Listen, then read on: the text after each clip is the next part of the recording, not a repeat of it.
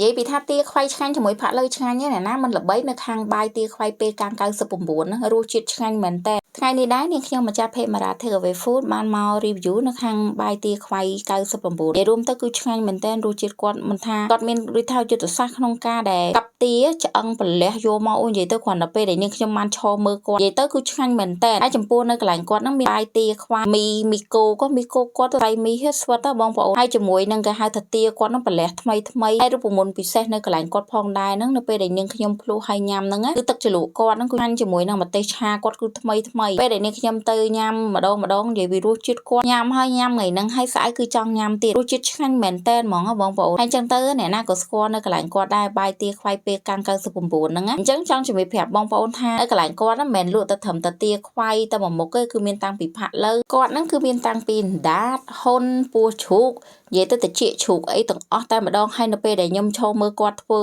គឺធុំកន្លងឈ្ងុយភាយតែម្ដងបងប្អូនហើយគ្រាន់តែថាខ្ញុំចង់ recommend ឲ្យបងប្អូនពេលដែលត្រូវការញ៉ាំនៅខាង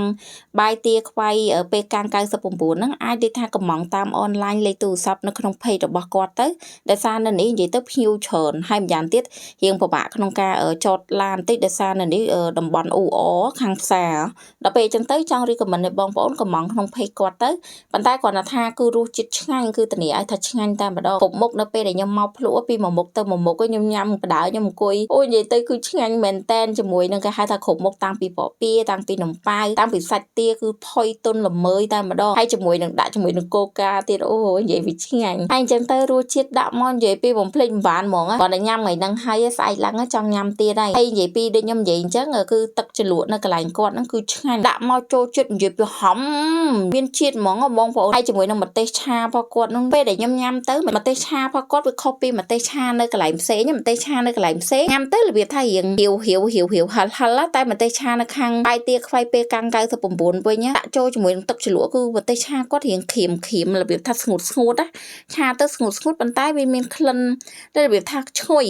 ត្រូវម៉ាច់ជាមួយនឹងអាការហៅតែទឹកជ្រលក់ទានឹងតែម្ដងអញ្ចឹងនៅពេលដែលគាត់ធ្វើតាំងពីមីគោកហ្នឹងទៅសៃមីគោកហ្នឹងគឺស្វិតល្អហើយជាមួយនឹងដាក់ជាមួយនឹងសាច់ទាគាត់ហ្នឹងមិនថាដាក់ជាមួយនឹងបាយទាដាក់ជាមួយនឹងមីគោកហើយដាក់ជាមួយនឹងគេហៅថានំពពាជាមួយគេហៅថានំប៉ាវអីគ្រប់មុខគាត់ដាក់មកចូលជាតិមែនតើអូនិយាយពីឆ្ងាញ់ហើយនៅពេលដែលខ្ញុំញ៉ាំទៅគាត់ចេះឆ្នៃខ្ញុំទៅសើមួយត្រង់គាត់ចេះឆ្នៃដាក់ទឹកស៊ុបបងប្អូនទឹកស៊ុបគាត់ហ្នឹងគេហៅថាញ៉ាំងើដាក់មកនិយាយពីអូឆ្ងាញ់មែនតើអញ្ចឹងខ្ញុំរីកមិនជូនបងប្អូនបើសិនជាត្រូវការអាចតាក់ទងនៅក្នុង page បាយទាខ្វៃពេលកាំង99បានរសជាតិគាត់ឆ្ងាញ់សាហាវហើយទីតាំងខ្ញុំនៅបន្ទិញហ្នឹងគឺហៅទីតាំងនៅខាងចកាដូនាងខ្ញុំសូមជម្រាបដល់ម្ចាស់អាជីវកម្មទាំងអស់ថានាងខ្ញុំមិនត្រឹមតែប្រម៉ូទអាហារតែប្រម៉ូទទេនាងខ្ញុំទទួលប្រម៉ូទទាំងអស់តែម្ដងមិនថាសាឡនមិនថាសាលារៀនឬក៏ខាងម៉ាសាអីគ្រប់មុខនិយាយថាអាចឆានមកសួរនាងខ្ញុំបានមានខាងម្ចាស់អាជីវកម្មខ្លះគាត់ច្រឡំថានាងខ្ញុំប្រម៉ូទតែអាហារអត់ទេគឺនាងខ្ញុំទទួលប្រម៉ូទទាំងអស់តែម្ដងអរគុណចំពោះក្តីស្រឡាញ់អ្នកទាំងអស់គ្នាមកកាន់ Page Mara Takeaway Food អរគុណជម្រាបលាបាយបាយ